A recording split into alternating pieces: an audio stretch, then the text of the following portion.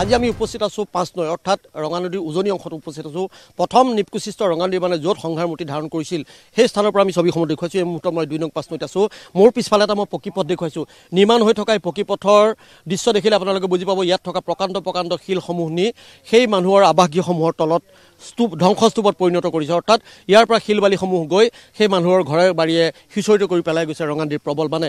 এই ছবিসমূহ দেখুৱাইছোঁ আৰু এয়া মিচিং জনবসতি বনান এটা অঞ্চল, তেওঁলোকৰ চাংঘৰ আছে। তেওঁলোক বাচি গৈছে, কিন্তু তেওঁলোকৰ যিসমূহ সা সম্পত্তি তলত থকা যিসমূহ গৰু ছাগলী জীৱ জন্তু সকলো কিন্তু ৰঙা নদীৰ মানে সকলোখিনি উটুৱাই লৈ গৈছে। তেওঁলোক এক প্ৰকাৰ এতিয়া নিচলা হৈ পৰিছে। কেৱল ঘৰটো আছে, মানুহকেইটা আছে। তাৰ বিপৰীতে আমি এখন প্ৰাথমিক বিদ্যালয় আমি ছবি দেখাবলৈ চেষ্টা কৰিম। ২ নং ৫ নৈ উজনি প্ৰাথমিক বিদ্যালয় আমি ছবি দেখুৱাইছোঁ। এই মুহূৰ্তত বিধ্বস্ত ছবি। আমি লাহে লাহে ভিতৰ ভাগলৈ যোৱাৰ চেষ্টা কৰিম। স্থানীয় ৰাইজৰ লগত আমি কথা পাতিবলৈ চেষ্টা কৰিম। আমি বিগত সময়ত বিগত ৪টা দিনে আমি ধাৰাবাহিকভাৱে দেখুৱাইছোঁ যে নিপকুচিষ্ট ৰঙা নদী মানে কি প্ৰবল সংঘাৰ মূৰ্তি ধাৰণ কৰিলে লখিমপুৰৰ বিভিন্ন প্ৰান্তত। আমি আজি উজনিৰ পৰা দেখুৱাব বিচাৰিছোঁ। ইয়াত পানী শুকাল, কিন্তু পানী শুকোৱাৰ পাছত তাৰ দুৰ্দশাৰ ছবিখন স্পষ্ট হৈ পৰিছে যে প্ৰকাণ্ড পথৰ ওপৰত থকা শিলসমূহ নি মানুহৰ ঘৰ পালেগৈ, যে ইমানেই প্ৰবল সোঁত আছিল। আৰু এখন বিদ্যালয় বিধ্বস্ত কৰি গ'ল। বিদ্যালয় বাসগৃহটো কেৱল থাকি গ'ল, কিন্তু বিদ্যালয়ৰ ভিতৰ ভাগত এতিয়া একাঠু পৰ্যন্ত বোকা। আৰু কেনেধৰণে আচলতে বিদ্যাৰ্থী বা শিক্ষাৰ্থীসকলে পাঠ গ্ৰহণ কৰিব সেই কথা কিন্তু এতিয়াও ক'ব পৰা অৱস্থা নাই। আমি লাহে লাহে ভিতৰ ভাগলৈকে যাম। আমি দেখুৱাবলৈ চেষ্টা কৰিম বিদ্যালয়ৰ আচবাব পত্ৰসমূহ কেনেধৰণে বোকাৰ পৰা উদ্ধাৰ কৰি এই মুহূৰ্তত পৰিষ্কাৰকৰণৰ কাম চলি আছে। আমি দেখুৱাইছোঁ বিদ্যালয়ৰ শ্ৰেণীকোঠাৰ সেইসমূহ ডেস্ক বেঞ্চ, চকী টেবুল, ছাত্ৰ ছাত্ৰীসকলৰ কিতাপ পত্ৰ যিসমূহ কাৰ্যালয়ৰ ভিতৰত থাকে আৰু বিভিন্ন আচবাব পত্ৰ সকলো বিধ্বস্ত হৈ গৈছে আৰু লাহে লাহে পৰিষ্কাৰকৰণৰ কাম চলি আছে। আমি এই মুহূৰ্তত দেখুৱাইছোঁ দুখ লগা ছবি। এয়া ৰঙা নদীৰ নিপকুচিষ্ট মানে বিধ্বস্ত কৰি যোৱাৰ পিছত তাৰ পিছত জিলিকি উঠা সেই প্ৰকৃত ছবিখন আমি গ্ৰাউণ্ড জিৰোৰ পৰা আমি দেখুওৱাৰ চেষ্টা কৰিছোঁ। মোৰ সহযোগী ভিডিঅ' জাৰ্নেলিষ্ট ৰূপমে দেখুৱাই যাবলৈ চেষ্টা কৰিছে। ভিতৰৰ পৰা সেই পলহসমূহ উলিয়াইছে, কিন্তু ভিতৰৰ প্ৰতিটো সামগ্ৰী অকণমান যদি আমি ভিতৰ ভাগৰ পৰা আমি দেখুওৱাৰ চেষ্টা কৰোঁ ৰূপম, ভিতৰত কেনেধৰণে বিধ্বস্ত হৈ পৰিছে সেই নামি বা দামী যিসমূহ সা সম্পত্তি, যেনেকৈ ইয়াত মই যেতিয়া মুহূৰ্তত দেখুৱাওঁ এটা দামী ছাউণ্ড ছিষ্টেম দেখুৱাইছোঁ, তাৰপাছত আমি চিজফায়াৰৰ সেই বটলসমূহ দেখুৱাইছোঁ, কিতাপ পত্ৰ দেখুৱাইছোঁ, সকলো বিধ্বস্ত কৰি পেলালে।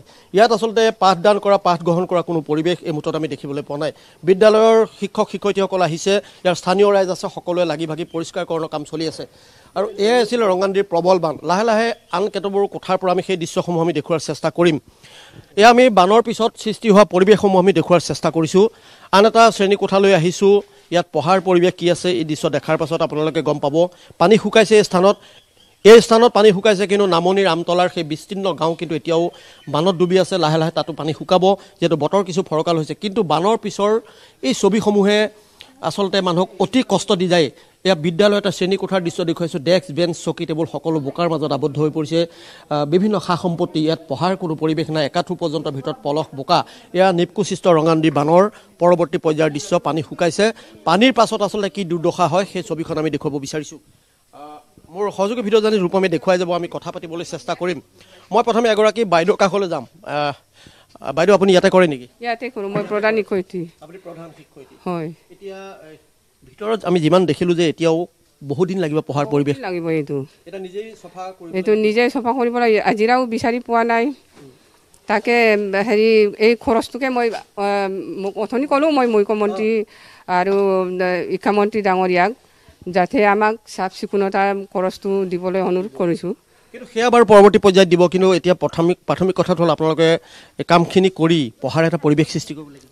পঢ়াৰ এইটো বৰ্তমান ত্ৰিপাল ছিষ্টেম দিয়াটো ভাল হ'ব। ত্ৰিপালকে দিয়া হ'লে চৰকাৰৰ ফালৰ পৰা কেতিয়াৰ পৰা আৰম্ভ হ'ব হিচাপ নাই? এইকেইটা ক'ব নোৱাৰি নহয়। বৰষুণ দি থাকিলে এনেকৈ হৈ থাকিব, পানী আহিব যাব তেনেকুৱা। ধন্যবাদ জনাইছোঁ সেইগৰাকী প্ৰধান শিক্ষয়িত্ৰী আৰু নিজে হাতে কামে লাগিছে, সকলো লাগিছে, বিদ্যালয়ৰ বাইদেউসকল লাগিছে, স্থানীয় ব্যক্তিসকল লাগিছে। মুঠতে পঢ়াৰ এটা পৰিৱেশ কেনেকৈ সৃষ্টি কৰিব পাৰি সেই কথাখিনি তেওঁলোকে চিন্তা চৰ্চা কৰিছে। আৰু এয়া নিপকুচিষ্ট ৰঙা নদীৰ মানে বিধ্বস্ত কৰি যোৱাৰ পৰৱৰ্তী পৰ্যায়ৰ ছবি আমি দেখুৱাইছোঁ। পানী শুকাল, কিন্তু যান্ত্ৰণা আৰম্ভ হৈছে। এক নতুন যান্ত্ৰণা, নতুন সংগ্ৰাম আৰম্ভ হৈছে।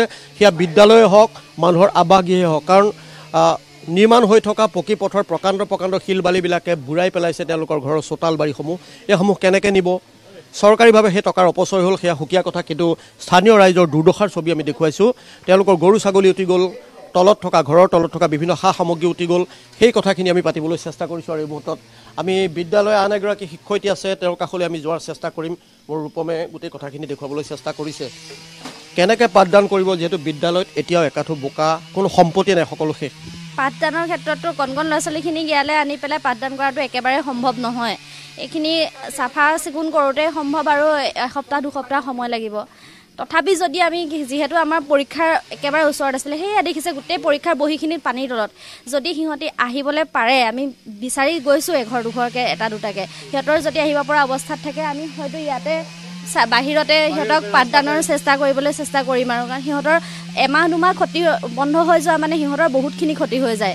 আৰু কণ ল'ৰা ছোৱালী জানে পঢ়া স্কুল বন্ধ মানে সিহঁতৰ চব গুচি যায়। এনেকৈ বুলিয়ে ভাবিছোঁ আৰু।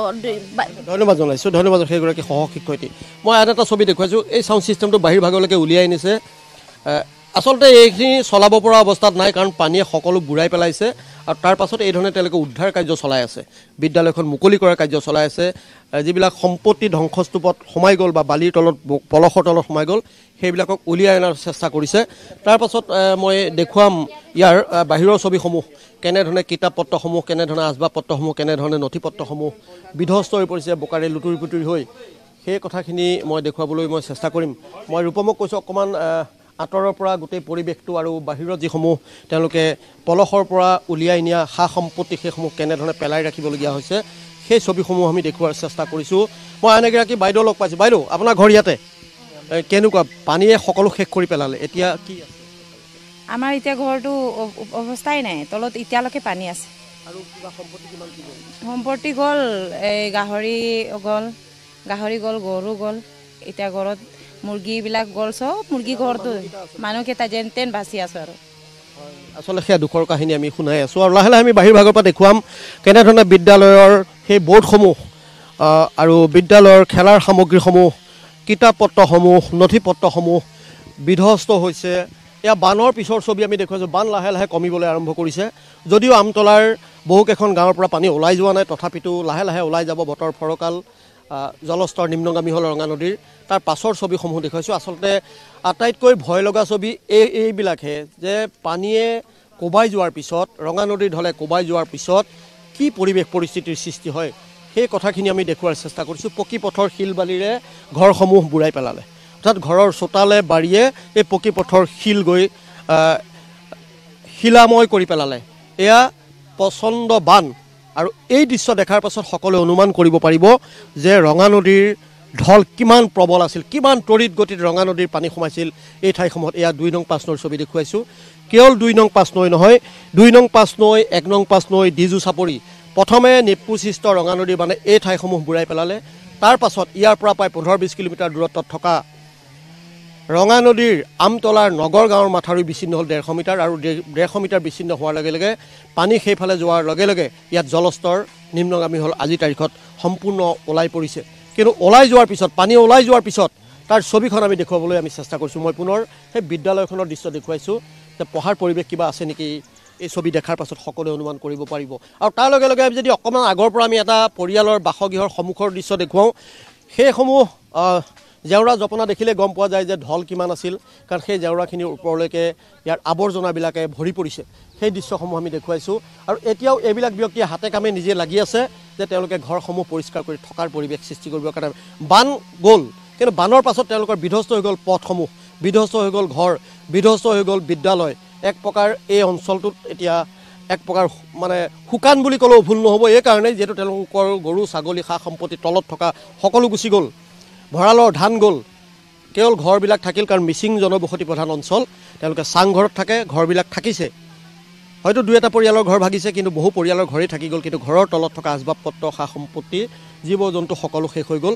আৰু বিদ্যালয়খনক আমি ৰিপ্ৰেজেণ্টেটিভ হিচাপে আমি লৈছোঁ, ৰিপ্ৰেজেণ্টেশ্যন কৰিছোঁ বিদ্যালয়খনক, এই কাৰণেই যিটো এই বিদ্যালয়ত ইয়াৰ চৌপাশৰ কণ কণ ছাত্ৰ ছাত্ৰীসকলে পঢ়ে।